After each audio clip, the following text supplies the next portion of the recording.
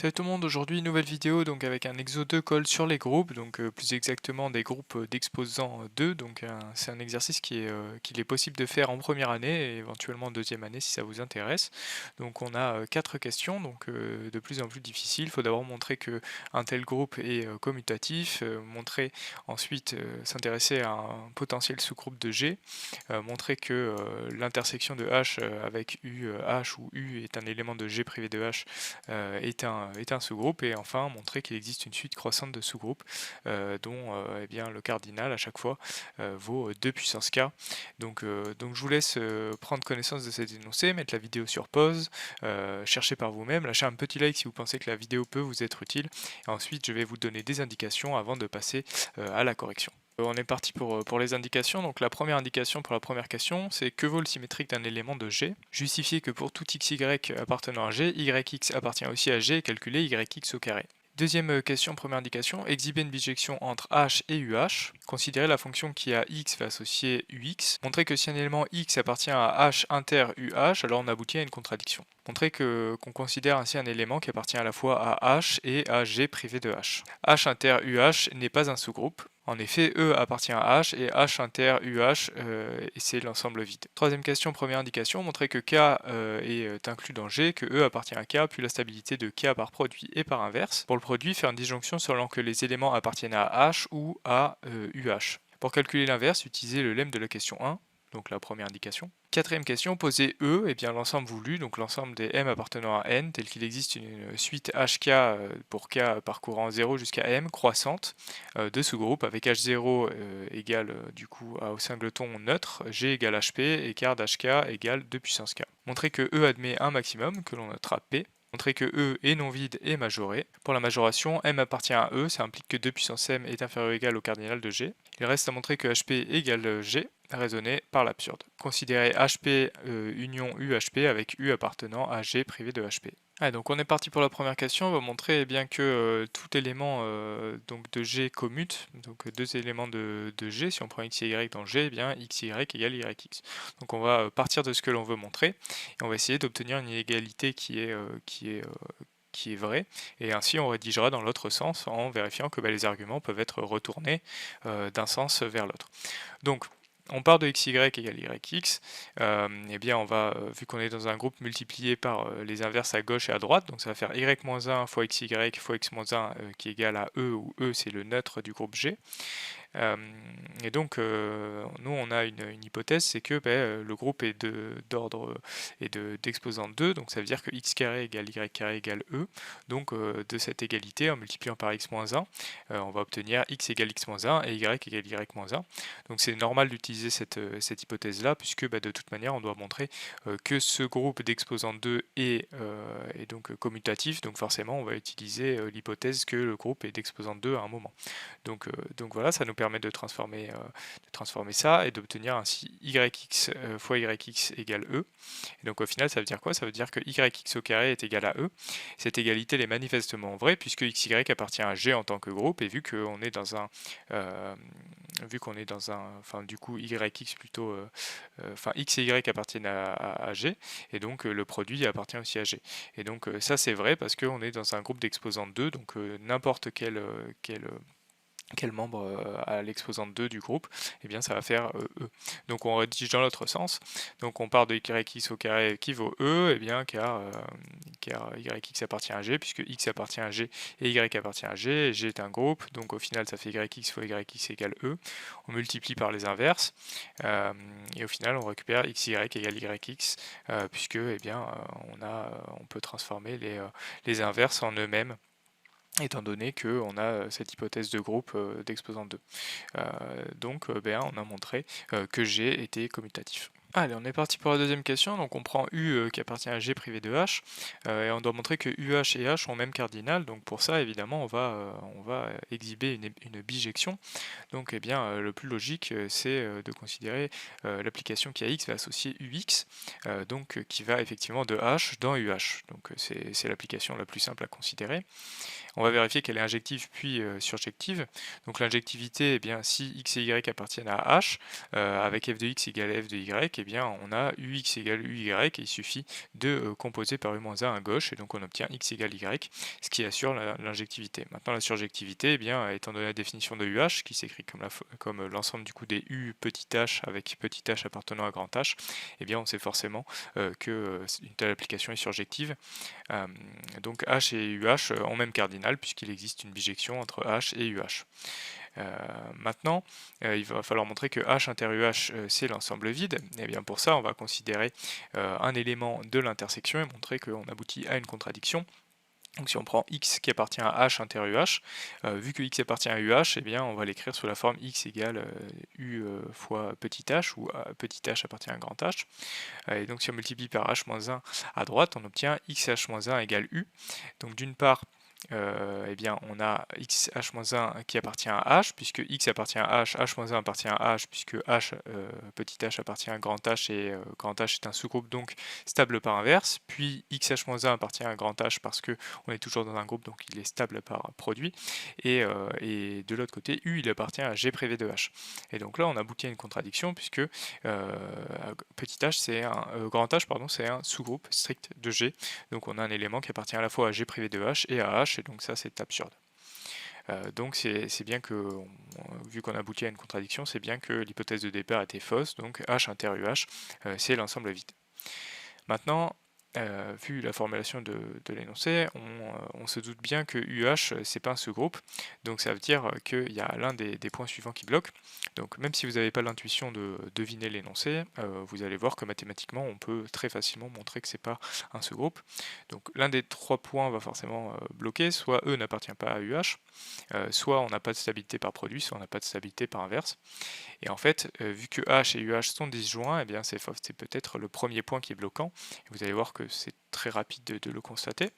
En effet, E appartient à grand H, puisque grand H c'est un sous-groupe de G, donc il contient forcément le neutre, et vu que H et UH sont disjoints, ben, E n'appartient forcément pas à UH, donc UH c'est pas un sous-groupe de G. Donc on est parti pour la troisième question. Il va falloir montrer que K, défini comme H union UH, c'est un sous-groupe de G. Donc allons-y. Donc déjà, on constate que H est inclus dans G, et UH aussi est inclus dans G, donc K est forcément inclus dans G.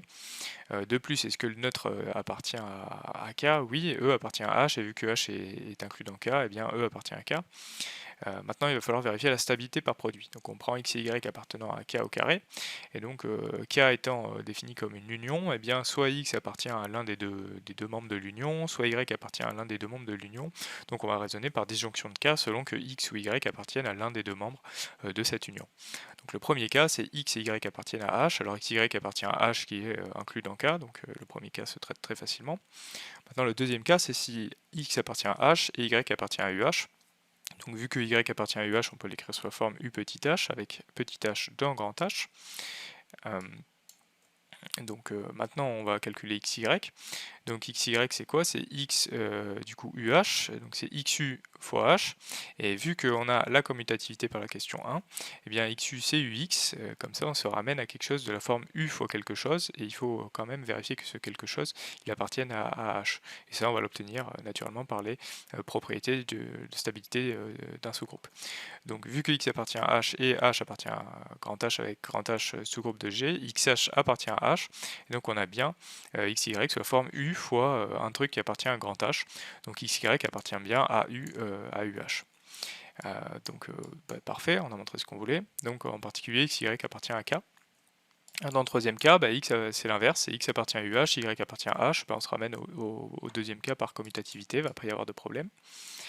Maintenant, quatrième cas, c'est les deux appartiennent à UH, donc eh bien, on peut écrire x égale u petit h et y égale u petit h prime. Et donc xy ça fait quoi? Ça fait UH fois UH prime, et donc ça fait par commutativité, on peut un peu réarranger les termes comme on veut. Donc on récupère U carré fois HH prime, et vu que U carré est égal à E, parce que c'est un groupe d'exposants 2, et bien on a XY égale HH prime avec H et H prime dans grand H. Et vu que grand H c'est un sous-groupe de G, et bien HH prime appartient à grand H puisque c'est stable par produit, et donc XY appartient à grand H. Et en particulier XY appartient à K, donc dans tous les cas, eh bien, si on prend xy dans K, eh bien, le produit xy reste dans K.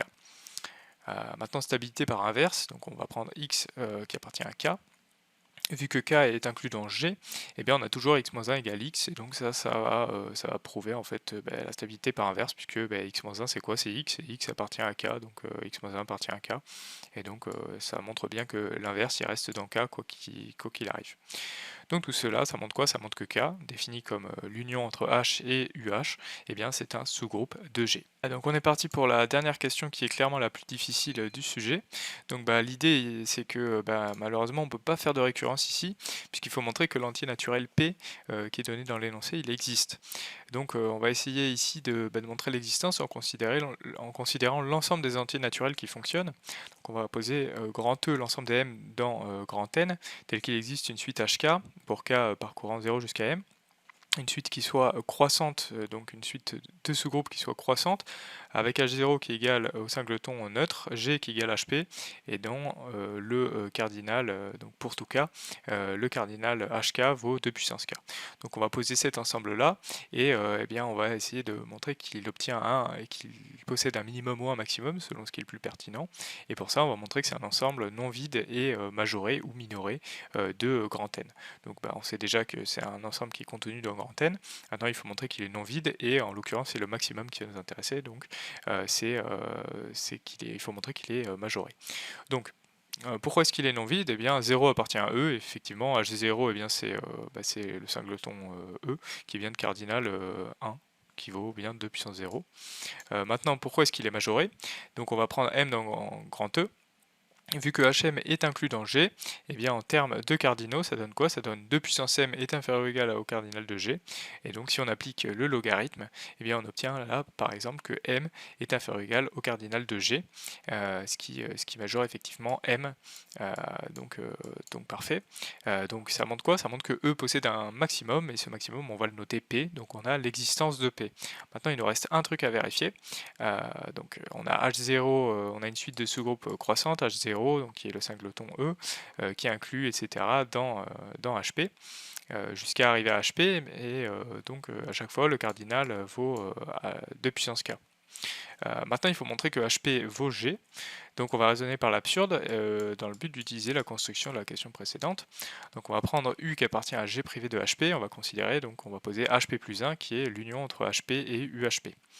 La question 3, ça montre quoi? Ça montre que HP plus 1, eh bien c'est un sous-groupe de G qui contient HP, et son cardinal, qu'est-ce qu'il vaut?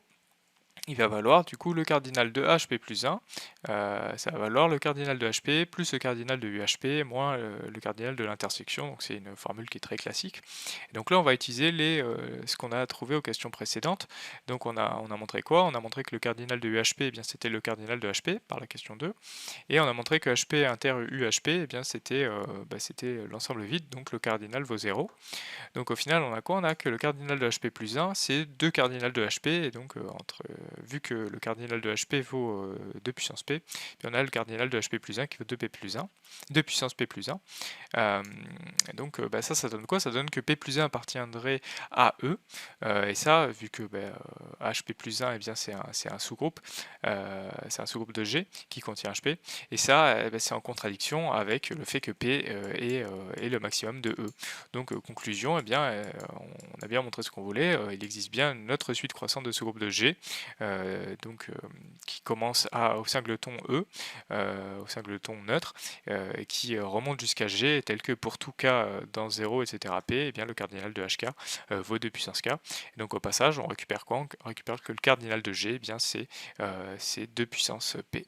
Voilà, donc c'est fini pour cette vidéo. C'est un exercice qui est assez intéressant. On travaille sur les groupes, on revoit les propriétés usuelles, donc les stabilités par inverse, par produit, la présence du neutre, et on considère des intersections, des unions.